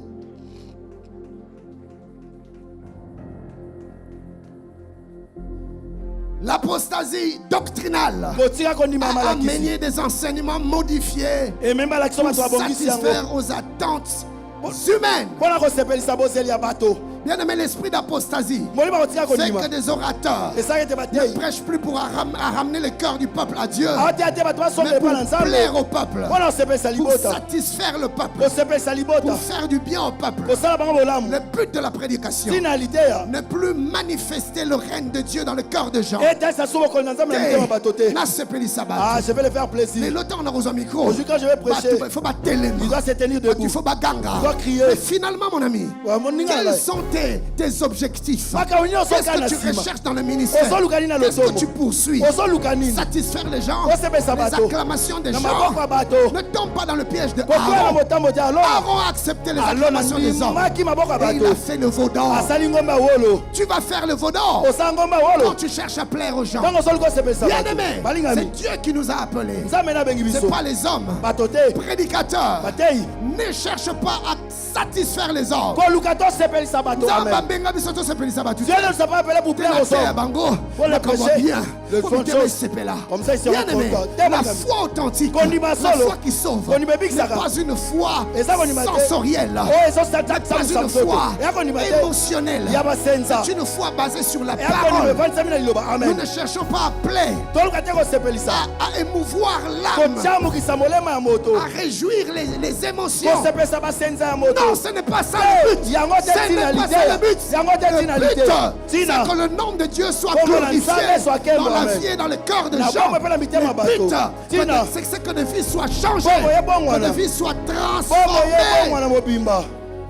Mais quand l'apostasie vient, même les brebis commencent à chercher des prédications qui plaisent, qui fait un peu du bien dans l'âme.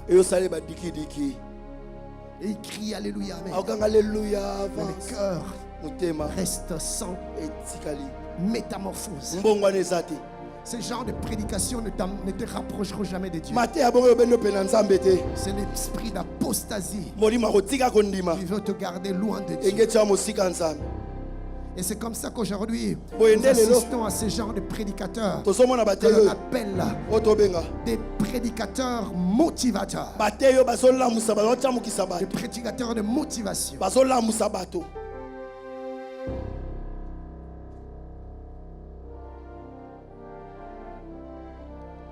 Des messages centrés essentiellement sur la réussite personnelle. Un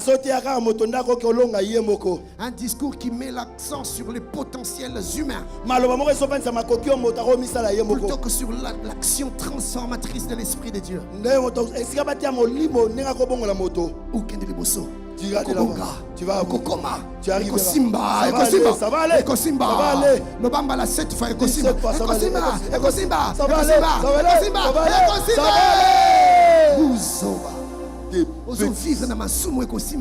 Tu vis dans le péché, c'est l'œuvre du diable dans ta vie. C'est ça qui va aller. Tu vis dans la pornographie.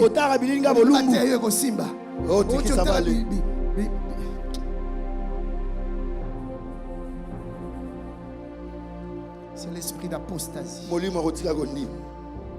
Bien aimé, vous savez pourquoi ces phénomènes d'enseignement de motivation sont dangereux? Parce que ça fait perdre la profondeur spirituelle aux enfants de Dieu. Les chrétiens deviennent superficiels. Plus de profondeur, plus d'authenticité, communion avec Dieu. Pourquoi? Message qui plaît, des enseignements qui plaisent, qui réjouissent. Le danger de ce genre d'enseignement, motivé par l'apostasie, c'est un évangile incomplet. On ne prêche qu'une facette, mais on oublie l'autre facette. Le Dieu qui nous bénit, c'est aussi le Dieu qui nous exige un certain genre de vie. Arrêtons de prêcher un évangile incomplet. Le danger de cet évangile, c'est la confusion spirituelle. L'apôtre Paul dit, Dans 2 Timothée 4, 3 à 4. Car il viendra un temps, et nous sommes déjà dans ce temps, de l'apostasie, où les hommes ne supporteront pas la saine doctrine. Mais ayant la démangeaison d'entendre des choses agréables, ils se donneront une foule de docteurs selon leur propre désir, détourneront l'oreille de la vérité et se tourneront vers les fables. Vers les fables. Vers les fables.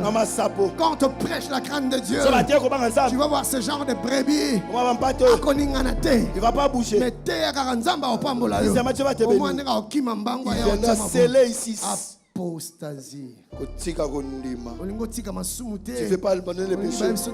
Tu veux qu'on te dise que Dieu va te bénir. C'est l'esprit de l'apostasie. C'est l'esprit de l'apostasie. Mais je lève ma main, je déclare. Alléluia. Toi, tu ne tomberas pas dans l'esprit d'apostasie. Je dis que tu ne tomberas pas dans le piège de l'apostasie. Au nom de Jésus. Donne-moi un bon amen. Amen. Oh, donne-moi un amen de gloire. Je vais conclure mon message. Bien-aimé dans le Seigneur, le thème de ce séminaire a été le suivant. L'église face aux défis de l'heure. Et nous avons vu ensemble les défis et les enjeux qui guettent l'église de ce temps. Les enjeux sont réels. Nous vivons une époque où l'église fait face à des sérieux enjeux. L'église est attaquée de l'intérieur par l'apostasie, alors que le monde est sous l'emprise de l'esprit de l'iniquité. Et pendant ce temps, l'esprit de l'antichrist est déjà en train d'être mis en place. Petit à petit. Dieu nous lance un appel. Un appel à la vigilance. Bien-aimé dans le Seigneur, face à tous ces défis de notre temps, que devons-nous faire? Que doit faire l'Église? Face à la montée des ténèbres de l'obscurité spirituelle, face à la montée de la persécution, face à la montée de la compromission doctrinale due à l'apostasie, Dieu nous appelle à ne pas reculer. Amen. Amen. Dieu nous appelle à ne pas nous laisser emporter. Amen. Dieu nous appelle à ne pas laisser sa flamme dans nos cœurs s'éteindre. Dieu nous appelle à briller dans ce monde corrompu, dans ce monde des ténèbres, dans ce monde d'obscurité spirituelle. Dieu nous appelle à prier. Notez ces 5 actions. Ces 5 actions plutôt essentielles que les enfants de Dieu doivent entreprendre. Que l'Église doit entreprendre. La première action notée. Travaillons pour rester éveillés. Éveillés spirituellement. Que rien ne nous emporte. Le sommeil spirituel ne nous entraîne pas. Travaille, mon ami, pour rester éveillé. Tu as ta part à faire pour rester éveillé. Je me rappelle quand on était étudiants, certains pour ne pas dormir pendant les sessions, lors des examens, ils prenaient des seaux d'eau, ils mettaient de l'eau froide, ils prenaient leurs pieds, ils trempaient dans l'eau et ils travaillaient parce qu'ils luttaient contre le sommeil. Certains prenaient du café pour ne pas dormir. Certains étudiaient en marchant pour ne pas dormir. Chacun faisait ce qu'il pouvait parce qu'il fallait lutter contre le poids du sommeil. Église du Seigneur, en ce temps d'obscurité spirituelle, ce temps de ténèbres, que vas-tu faire? Vas-tu placer tes pieds dans l'eau de la parole? Que vas-tu faire? Vas-tu prendre? Vas-tu boire à la source qui jaillit du cœur de Dieu pour rester éveillé? Que vas-tu faire? Travaille, mais ne laisse rien. Personne ne t'endort. Reste éveillé. refuse la distraction. Arrête de passer des heures devant la télé. Arrête de passer des heures devant le téléphone, sur Internet. Prends le temps de chercher Dieu. Prends le temps de jeûner. Prends le temps de prier. Prends le temps de t'affermir spirituellement. Prends le temps d'écouter la parole, de méditer la parole, d'étudier la parole. Prends le temps de travailler pour rester éveillé. Que doit faire l'Église? C'est rester spirituellement éveillé, mais aussi comprendre les songes de l'heure. J'en ai parlé. Ne les oubliez pas. Rappelez-vous que dehors dans le monde, le mystère de l'iniquité agit déjà. C'est le temps, c'est la dernière heure. Que doit faire l'Église? Comprendre les songes de l'heure. Bientôt, la trompette va sonner. Reste vigilant. Jésus revient. Ne l'oublie pas. Que doit faire l'Église? L'Église doit être consciente qu'à l'intérieur, l'esprit de l'apostasie est déjà en train d'opérer. Et le venin est déjà chez plusieurs. Reste éveillé. Discerne le temps. Et ne te laisse pas emporter. Deuxième chose que l'Église doit faire, c'est rester attaché à la saine doctrine et rejeter les messages compromettants. Soyez comme des chrétiens dépérés. N'avalez pas n'importe quel message. N'avalez pas n'importe quel enseignement.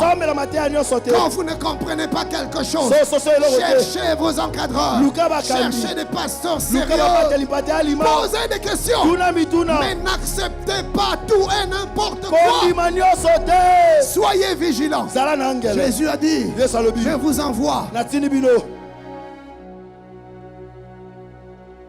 comme des colons, comme des brebis. C'est quoi le texte? Soyez sobres, prudents, comme les serpents, doux comme la colombe, prudents comme le serpent. Je vous envoie comme des brebis au milieu de loups. C'est ça le texte. Oui, c'est le monde dans lequel nous sommes. Nous sommes comme des brebis au milieu de loups. Des loups voraces qui n'ont pour seul désir de nous déchirer. Et ils nous guettent. Et ils nous cherchent. Soyons prudents. Prudents. Vigilants. Attachons-nous à la saine doctrine. Si un enseignement ne cadre pas avec les enseignements des apôtres, nous écartons cela. Les jours sont mauvais. Troisième action que l'Église doit faire, intensifier la prière et la consécration. Chers bien-aimés, c'est le temps d'intensifier la prière et la consécration. Dans un monde en déclin spirituel, la prière est une arme efficace que Dieu a donnée à l'Église. Une Église qui ne prie pas, c'est une Église qui finira par sombrer. Un chrétien qui ne prie pas, c'est un chrétien qui finira par sombrer. Car la prière, c'est notre souffle. Celui qui arrête de respirer meurt. Celui qui arrête de prier meurt. Jésus a dit dans Luc 21, 36, veillez donc et priez en tout temps. En tout temps. En tout temps. Veillez et priez en tout temps. Prie le matin. Prie à midi. Prie le soir. Prie sur ton lit. Prie au volant de ta voiture. Prie dans ton lieu de travail. Prie à l'école. Prie à l'université. Prie au marché. Développe une vie de prière afin de ne pas être surpris. Ne prie pas que quand tu es à genoux dans ta chambre, même quand tu marches sur ton avenue,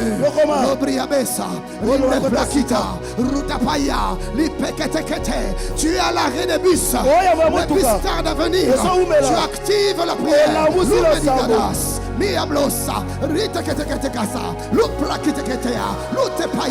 Tu es dans une salle d'attente, tu attends un rendez-vous. Active la prière. Que la prière ne soit plus un instant, que la prière devienne une vie.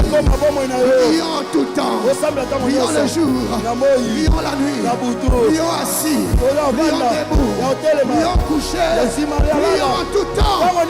La prière nous garde connectés à Dieu. La prière, c'est notre perfusion. La prière, c'est notre transfusion. La prière, c'est notre ressource. Notre lieu d'approvisionnement. La Bible dit, il est comme un arbre planté, un courant d'eau, qui donne son fruit à sa saison. Et dans les feuillages, ne flétrit point. Tout ce qu'il fait, lui réussit.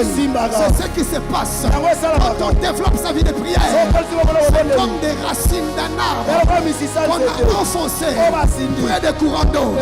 Ces feuillages ne flétrissent pas. Ces feuillages ne fanent pas. La Bible déclare, il produit des fruits. Il produit des fruits. Et tout ce qu'il fait, lui réussit. En ce temps de ténèbres, nous allons réussir. En ce temps de ténèbres, nous resterons debout. En ce temps de ténèbres, nous allons faire la différence. Et Dieu dit, si tu veux faire la différence, enracine-toi, enfonce tes racines par le moyen de la prière. Veillez donc et priez en tout temps. Veillez et priez en tout temps. Bien-aimés, les jours sont mauvais. Veillons et prions en tout temps. Écoutez ce que la Bible dit. Pourquoi? Jésus dit, afin que vous ayez la force, la force d'échapper à toutes ces choses qui arriveront et de paraître devant le Fils. Le Fils de l'homme. Je vais paraître devant lui ce jour-là, quand la trompette sonnera. Je vais me tenir devant lui. Jésus dit, les ténèbres couvrent la terre, l'obscurité, le peuple. Et si tu veux échapper à toutes ces choses, intensifie la prière et la consécration. L'Église, face au défi du temps, j'ai une bonne nouvelle. Peu importe les défis, avec Dieu, nous ferons des exploits. En ce temps de confusion, nous ferons des exploits. En ce temps de ténèbres, nous brillerons et nous allons répandre l'odeur de la connaissance de Jésus partout où nous serons. Et jusqu'au bout, nous allons y aller. Paul dit, j'ai combattu le bon combat. J'ai gardé la foi. J'ai gardé une bonne conscience. En ce temps d'apostasie, en ce temps d'iniquité, en ce temps d'obscurité, toi et moi, nous allons garder la foi. Amen. Nous allons garder une bonne conscience. Nous allons achever notre course. Et rien ni personne ne va nous arrêter. Que Dieu vous bénisse.